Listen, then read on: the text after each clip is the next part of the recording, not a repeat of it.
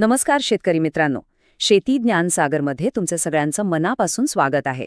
आपल्या या चॅनलचा एकच आणि अगदी साधा उद्देश आहे, तो म्हणजे आपली शेती सोपी करणे आणि तुमचा नफा वाढवणे. आजच्या या विशेष सादरीकरणात आपण सोयाबीन पिकाचं संपूर्ण तंत्रज्ञान अगदी मुळापासून समजून घेणार आहोत. म्हणजे बघा, बियाणं जमिनीच्या पोटात टाकण्यापासून ते पीक थेट आपल्या हातात येईपर्यंतचं जे काही संपूर्ण व्यवस्थापन असतं ना, ते सगळं आज आपण पाहणार आहोत, आणि तेही कुठलाही अवाढव्य खर्च न करता. अगदी साध्या, सोप्या आणि आपल्या घरगुती पद्धतीने भरघोस उत्पादन कसं घ्यायचं याची ही संपूर्ण माहिती आहे. चला तर मग सुरुवात करूया. आज आपण नक्की काय काय पाहणार आहोत ते थोडक्यात सांगतो.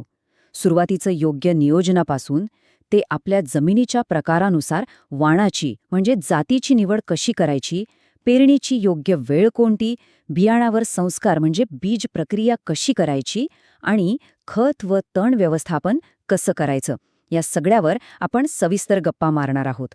कमी खर्चात जास्त उत्पादनाचे तुमचे सगळे प्रश्न आज इथे नक्कीच सुटणार आहेत. सुरुवात करूया आपल्या पहिल्या आणि अत्यंत महत्त्वाच्या मुद्द्यापासून, योग्य नियोजन. आता शेतकरी मित्रांनो, निसर्ग आणि पाऊस कधी, कसा आणि किती पडेल हे आपल्यापैकी कोणीच ठामपणे सांगू शकत नाही, बरोबर? पण जर आपण आपल्या जमिनीनुसार आणि आजूबाजूच्या हवामानानुसार आधीच थोडं डोकं लावून नियोजन केलं ना, तर आपला विनाकारण होणारा खर्च नक्कीच वाचतो. शेतीमध्ये नुसते पैसे फेकून कधीच उत्पादन वाढत नसतं, तर योग्य वेळी अचूक निर्णय घेतल्यानेच पीक भरघोस येतं, हे नेहमी लक्षात ठेवा. आता वळूया दुसऱ्या टप्प्याकडे, जमिनीनुसार वाणाची म्हणजेच बियाण्याच्या जातीची निवड करणे. हा आपल्या यशाचा पहिला आणि सर्वात भक्कम पाया आहे. मित्रांनो, समजा तुम्ही बाजारात गेलात आणि तुमच्या पायाच्या मापापेक्षा मोठे किंवा अगदीच लहान बूट घेतले, तर तुम्हाला त्यात नीट चालता येईल का? नाही ना? अगदी तसंच आपल्या जमिनीच्या प्रकाराला न पेलवणारं बियाणं जर आपण पेरलं, तर पीक कधीच चांगलं येणार नाही. आता जमिनीचे प्रामुख्याने दोन मुख्य प्रकार आपण पाहतो. पहिली असते हलकी जमीन. हलकी जमीन म्हणजे नेमकं काय? तर आपली मुरमाड किंवा खडकाळ जमीन, जिथे पाणी जास्त काळ थांबत नाही. जसे एखाद्या चाळणीतून पाणी पटकन खाली जातं, तसं यातलं पाणी वाहून जातं. अशा जमिनीत आपण नेहमी लवकर तयार होणारे वाण निवडायचे असतात, जसे की JS 9305, JS 335, RBS 18, PDKV आंबा, MS 158 किंवा मग ग्रीन गोल्ड 334. दुसरीकडे असते आपली भारी जमीन. भारी जमीन म्हणजे एकदम काळी, कसदार जमीन, जी एखाद्या स्पंजसारखी पाणी घट्ट धरून ठेवते, जिथं ओल खूप दिवस टिकून राहते. अशा जमिनीत जास्त दिवस चालणारे, थोडे उशिरा येणारे वाण उत्तम काम करतात, जसे की फुले संगम, फुले किमया, फुले दुर्वा, NRC 37 किंवा MS 725. आता तुम्ही म्हणाल, माझी जमीन खूप हलकी पण नाही आणि खूप भारी पण नाही, मग मी काय करू? तर अशा मध्यम जमिनीसाठी कोणते वाण चांगले? त्यासाठी JS 335, फुले किमिया, MS 158 किंवा ग्रीन गोल्ड 334 हे पर्याय अतिशय उत्तम आहेत. या माहितीमुळे आता प्रत्येक शेतकऱ्याला आपल्या रानानुसार अचूक बियाणं निवडायला नक्कीच मदत होईल. आता तिसऱ्या आणि अत्यंत निर्णायक टप्प्याकडे जाऊया, पेरणीची वेळ आणि पद्धत. बघा, ह्याच टप्प्यावर आपल्याकडून अनेकदा मोठी चूक होते. बियाणं जमिनीत नेमकं कधी टाकायचं हे समजून घेणं पिकाच्या जीवासाठी खूप गरजेचं आहे. इथे हा एक आकडा कायम डोक्यात फिट बसवा: 100 ते 150 डिलिमीटर. अनेकदा काय होतं, पहिला पाऊस पडला रे पडला की आपली लगेच पेरणीची लगबग सुरू होते. पण तसं अजिबात करू नका. जोपर्यंत 100 ते 150 मिलीमीटर पाऊस पडत नाही, म्हणजे सोप्या भाषेत सांगायचं तर जमिनीत वीतभर चांगली ओल जात नाही, तोपर्यंत थोडं थांबलेलं कधीही चांगलं. हे का महत्वाचं आहे? समजा गरम तव्यावर भाकरी टाकण्याऐवजी आपण एकदम थंड तव्यावर टाकली तर ती भाजेल का? नाही, ती तशीच राहील. तसंच जमिनीत पुरेशी ओल आणि वापसा नसेल तर बियाणं आतल्या आत कुजून जातं, खराब होतं. 100 ते 150 मिमी पाऊस झाल्यावरच उगवण एकदम जोमदार आणि एकसारखी होते. पेरणीसाठी निसर्गाचे एक अगदी उत्तम वेळापत्रक ठरलेलं आहे. साधारण 5 जूनपासून पेरणीची सुरुवात होते. 25 जूनच्या आसपासची वेळ पेरणीसाठी एकदम सर्वोत्तम मानली जाते आणि कोणत्याही परिस्थितीत 15 जुलैपर्यंत आपली पेरणी संपवलीच पाहिजे. हा निसर्गाचा जो एक कालखंड आहे, यात जर आपण पेरणी केली तर पिकाची वाढ अगदी नैसर्गिक आणि उत्तम होते. आता पेरणीसाठी बियाण्याचं प्रमाण नेमकं किती असावं हे समजून घेऊया.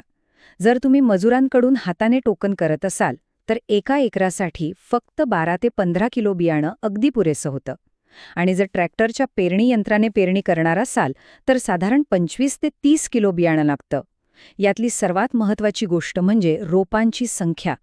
एका एकरात 2.5 ते 4 लाख रोपं उभी राहिली पाहिजेत. हे म्हणजे एखाद्या कारखान्यात योग्य संख्येत कामगार असण्यासारखं आहे. कामगार कमी असले तरी उत्पादन घटतं आणि गरजेपेक्षा जास्त गर्दी झाली तर ते एकमेकांच्या अन्नावर ताव मारतात आणि कुणाचीच वाढ धड होत नाही. म्हणून रोपांची संख्या योग्यच असावी. आपला चौथा टप्पा आहे बियाण्याचं रक्षण करणं आणि जमिनीला योग्य तो खुराक देणं, म्हणजेच बीज प्रक्रिया आणि खत व्यवस्थापन. आता ही बीज प्रक्रिया म्हणजे नेमकं काय? तर मित्रांनो, जसं आपल्या घरात एखादं नवजात बाळ जन्माला आल्यावर त्याला भविष्यातले गंभीर आजार होऊ नयेत म्हणून आपण पोलिओ किंवा इतर लस देतो ना, अगदी तसंच बियाण्याला मातीतल्या आजारांपासून वाचवण्यासाठी दिलेली ही लस म्हणजे बीज प्रक्रिया. थायोमेथोक्झमसारखं कीटकनाशक आणि बुरशीनाशक यांचं मिश्रण बियाणाला हलक्या हाताने लावायचं. हे काम नेहमी सावलीत करावं आणि पाण्याचा वापर अगदी कमीत कमी असावा. यामुळे होतं काय तर खोडमाशीसारख्या लपलेल्या शत्रूंपासून पिकाला सुरुवातीपासूनच एक भक्कम सुरक्षा मिळते. खतांचा विचार करताना पेरणीच्या वेळी तुम्ही 10-26-26, 20-20-13 किंवा 18-18-10 यापैकी कोणतंही खत वापरू शकता. पण यात एक गोष्ट अजिबात विसरू नका, ती म्हणजे सल्फर म्हणजेच गंधक. आता हे का तर सोयाबीन हे तेलबिया पीक आहे, त्यातून तेल निघतं आणि तेलाचं प्रमाण वाढवण्यासाठी पिकाला सल्फर अत्यंत आवश्यक असतं. दुसरी आणि महत्त्वाची गोष्ट, जर तुमच्या घरी जनावरांचं शेणखत सहज उपलब्ध असेल तरच 1-2 ट्रॉली जमिनीत टाका. त्यासाठी बाहेरून विकत आणण्यासाठी किंवा विनाकारण बँकेचं कर्ज काढण्याची अजिबात गरज नाही. जे आहे त्यातच उत्तम नियोजन करा. आता वळूया 5व्या भागाकडे. पीक जमिनीतून वर येत असताना त्याच्यासोबत नको असलेले तण म्हणजे गवत आणि कीड सुद्धा येतेच. त्यांचा वेळेवर बंदोबस्त कसा करायचा ते आता आपण पाहूया. इथे एक शब्द नेहमी वापरला जातो, प्री इमर्जन्स तणनाशक. याचा सोपा अर्थ काय तर तण जमिनीच्या वर उगवण्यापूर्वीच केलेला उपाय. हे म्हणजे चोर घरात शिरण्याआधीच आपण दाराला भक्कम कुलूप लावतो ना, अगदी तसंच. पेरणी झाल्यावर 48 तासांच्या आत क्लोमाझोन किंवा सल्फेंट्राझोनसारखं औषध फवारलं तर तण उगवतच नाही आणि आपल्या सोयाबीन पिकाला सुरुवातीलाच वाढीसाठी मोकळा श्वास मिळतो. पण समजा आधी फवारणी जमली नाही आणि तण उगवून जमिनीच्या वर आलं असेल तर त्याला पोस्ट इमर्जन्स उपाय म्हणतात, म्हणजे आजार झाल्यावर दिलेलं औषध. अशावेळी इमाझेथापीर किंवा ओडेसी प्रकारची औषधे वापरता येतात. पण मित्रांनो, इथे माझी एक नम्र विनंती आहे, कोणतंही औषध दुकानातून आणण्यापूर्वी जवळच्या कृषी सेवा केंद्राचा किंवा तिथल्या जाणकार अधिकाऱ्याचा सल्ला नक्की घ्या. परस्पर काहीही फवारू नका. या सगळ्या प्रवासातला सर्वात महत्त्वाचा टप्पा म्हणजे कुळपणी आणि डवरणी. हे काम तुम्हाला 21 ते 28 दिवसांच्या आत पूर्ण करणं अत्यंत आवश्यक आहे. आता याला उशीर का करायचा नाही याचं एक मोठं कारण आहे. पिकाच्या जमिनीखाली ज्या नाजूक पांढऱ्या मुळ्या असतात ना, त्या पिकाचं तोंड असतं. तेथूनच पीक मातीतून अन्न आणि पाणी खात असतं. जर तुम्ही 28 दिवसानंतर उशिरा कोळपणी केली तर त्या नाजूक पांढऱ्या मुळ्या तुटतात आणि पिकाचं अन्न पाणी अचानक बंद पडतं. याचा थेट आणि मोठा फटका आपल्या अंतिम उत्पादनावर बसतो. फवारणीचे नियोजन अगदी साधे आणि सोपे ठेवावे. जास्त गोंधळ आणि खर्च नको. पहिली फवारणी पीक 10 ते 15 दिवसांचे झाल्यावर करावी. यात खोडमाशीसाठी एक चांगलं कीटकनाशक आणि 19-19-19 हे पाण्यात विरघळणारे खत द्यावे, जेणेकरून पिकाला एकदम जोमदार ताकद मिळेल. दुसरी फवारणी साधारण 30 ते 35 दिवसांनी करावी, ज्यामध्ये थायोमेथोक्झम सारखं कीटकनाशक आणि एखादं बुरशीनाशक असेल. या 2 सोप्या आणि वेळेवर केलेल्या फवारण्यांनी तुमचं पीक एकदम सुरक्षित आणि हिरवंगार राहील. चला तर मित्रांनो, आता आपण आजच्या या साऱ्या माहितीच्या सारांशाकडे आलो आहोत. हे सगळं नियोजन समजून घेणं का महत्त्वाचं आहे ते आता आपण थोडक्यात पाहूया. एक गोष्ट कायम आपल्या मनावर कोरून ठेवा, शेतीत जास्त पैसे खर्च केल्यानेच भरघोस उत्पादन मिळतं असा जो आपला समज आहे तो पूर्णपणे चुकीचा आहे.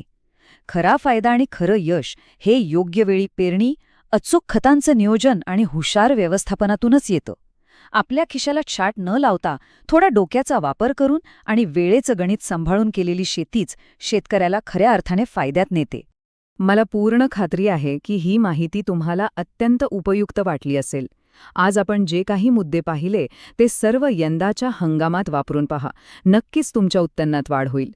जर ही माहिती आवडली असेल तर या सादरीकरणाला एक लाईक नक्की करा.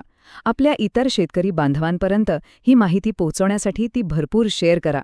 आणि हो, नवनवीन आणि अशीच अगदी सोपी घरगुती भाषेतील माहिती मिळवण्यासाठी शेती ज्ञानसागर चॅनेलला नक्की सबस्क्राईब करा. धन्यवाद.